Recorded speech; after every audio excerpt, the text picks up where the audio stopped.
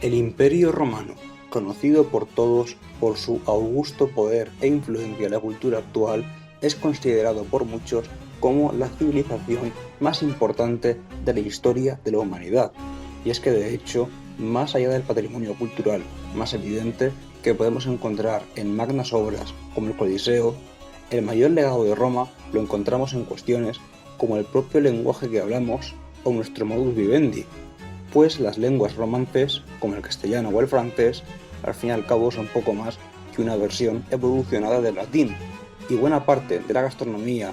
y la forma de vida que se tiene al menos en el occidente de Mare Nostrum es herencia romana, con cuestiones tan emblemáticas como la siesta. Roma vio la luz en el año 753 a.C., de mano de Rómulo, según cuentan las leyendas. La monarquía romana expandió su influencia por la región del Lacio y posteriormente Italia, hasta que en el año 509 a.C. una revuelta obligó a abdicar a Tarquino el Soberbio, dando así paso a la República Romana. Durante esta etapa, Roma se expandió enormemente, transformándose en la principal potencia del Mediterráneo, aunque por las turbulencias del siglo I a.C., donde destacan personajes como Marco Antonio, Julio César, la República acabaría por caer, siendo sustituida por el Imperio, cuyo primer emperador fue Augusto, de la dinastía Julio-Claudia, siendo este el último periodo de Roma. Es también el más famoso, pues fue la era del emperador Trajano cuando Roma alcanzó su mayor esplendor. Roma es el imperio de Séneca, Cicerón, Ovidio, Horacio, Mario, Plauto, César, un imperio que encierra en su historia 1000 leyendas y 1000 grandes personajes. Y por ello es entendible que tan espectacular cultura se volviese referencia tiempo después de la caída del imperio, de manera que, tal y como todos sabemos, en el Renacimiento hubo una vuelta a los ideales clásicos, pero resulta que a lo largo de la historia, más allá de imitar a Roma, hay quienes han buscado arrogarse el título de emperadores romanos, lo cual suscita una pregunta, y es: ¿quién sería hoy en día el emperador de Roma? Dado que el último periodo de Roma fue el imperio, la herencia de este es a través de sangre. Por ello podemos crear una línea sucesoria y ver hasta dónde nos lleva. En primer lugar, hemos de fijarnos en uno de los hechos más importantes de la historia romana, la división del imperio. El emperador Teodosio, a lo largo de su vida, realizó diversas acciones de enorme importancia para Roma, tales como la declaración del cristianismo como religión oficial del imperio. Pero resulta que también dividió a su muerte el imperio entre sus hijos, dejando a Honorio el área occidental y a Arcadio el área oriental. Tal y como sabemos, para el 476 el emperador Rómulo Augustulo perdía el trono imperial en favor de los bárbaros. Y esta es la fecha que típicamente se toma como definitiva caída del Imperio Romano. Pero resulta que el Imperio Oriental seguía en pie. Y recordemos, Arcadio era tan hijo de Teodosio como Honorio. Por tanto, ambos eran igualmente emperadores en sus respectivas regiones. Pero al caer Occidente ya no es necesario marcar al Imperio Oriental como oriental, sino que va a tomar otro nombre, Basileia Romaioi, nombre que significa algo así como Reino de los Romanos o Imperio Romano. Es decir, a la caída del Imperio Romano Occidental, el Oriental tomó el relevo del título, cosa en principio legítima a nivel dinástico, pues recordemos, el Imperio Oriental empieza con Arcadio. Y aquí alguno dirá que esto no es válido, porque no tiene sentido que haya un imperio romano cuyo centro no es Roma. Pero es que resulta que Roma llevaba tiempo sin ser el punto principal del imperio.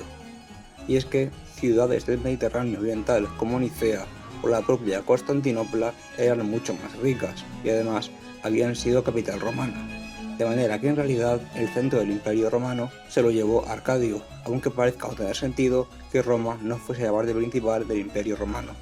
De manera que en los años posteriores a la caída de Occidente, el Basileia Romaion intentó recuperar las glorias de Roma, de ahí las campañas de Justiniano y Belisario,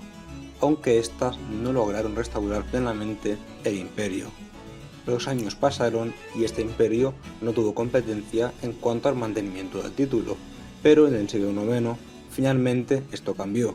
Las luchas religiosas derivaron en el gran cisma entre ortodoxos y católicos, y dado que cada parte del Mediterráneo tenía su propio credo, los occidentales decidieron restaurar su propio imperio romano con Carlomagno, de ahí que su título fuese Imperator Romanum Governans Imperium, que significa algo así como emperador de Roma, gobernante del imperio, de modo que tenemos enfrentados al Imperator Romanum Governans Imperium y al Basileia Romaion, y cada uno tiene sus motivos para declararse emperador de Roma.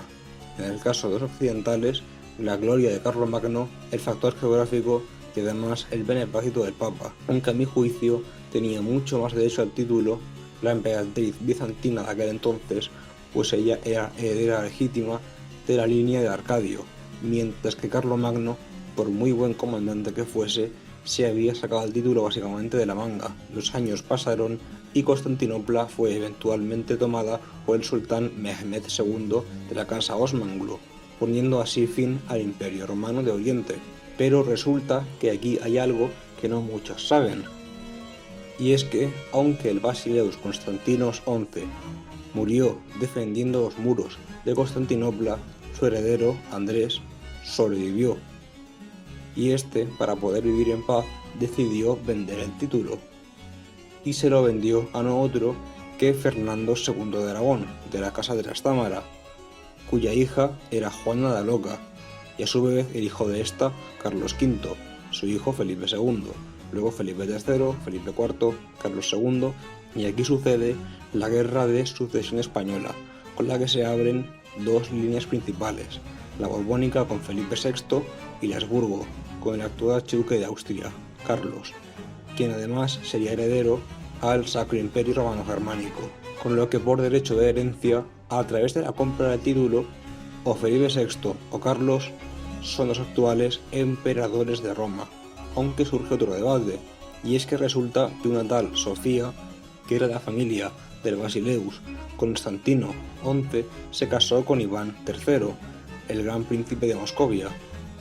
y el nieto de este fue Iván IV el Terrible, y primer zar de Rusia, quien resulta que también reclamó para su dinastía el título, de manera que teóricamente hoy en día sus descendientes, los Romanov, tendrían derecho al título, aunque a mi juicio, dado que el título del emperador pasó a Andrés y en principio Sofía no tenía grandes reclamaciones, los candidatos más válidos son Carlos Habsburgo y Felipe VI de España, con un derecho al título a nivel legal igual. Aunque si a mí me preguntase por quién sería el emperador con más sentido, sería sin dudas Felipe, pues al fin y al cabo es un monarca del área romance que tiene más que ver con la cultura romana que un germano como Carlos, aunque esto es en gran medida cosa de opinión, y tanto los Romanov como Carlos como Felipe tienen a su manera derecho, y hay debate acerca de esto. Bueno, aquí ya acaba el vídeo. Espero que el asunto te haya parecido curioso. Si te ha gustado, agradezco sobremanera compartir el vídeo y darle like. Aquí ya me despido. Chao.